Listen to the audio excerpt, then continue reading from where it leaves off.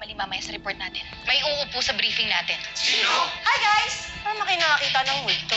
Andito na ako. Marami dyan ang matapang sa laban. Pero ilan lang dyan na may tunay na puso ng mag-irigla. Kapag may naisipatan ka, timbre mo lang agad ng makilatis. Talabak na ang gulo sa paligid.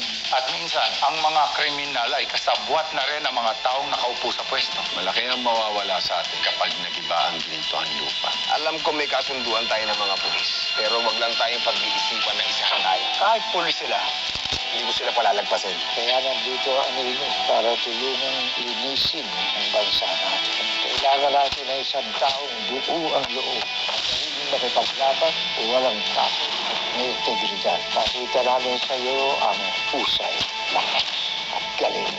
At ikaw yon, Gabo. Coco Martin, si Gabo.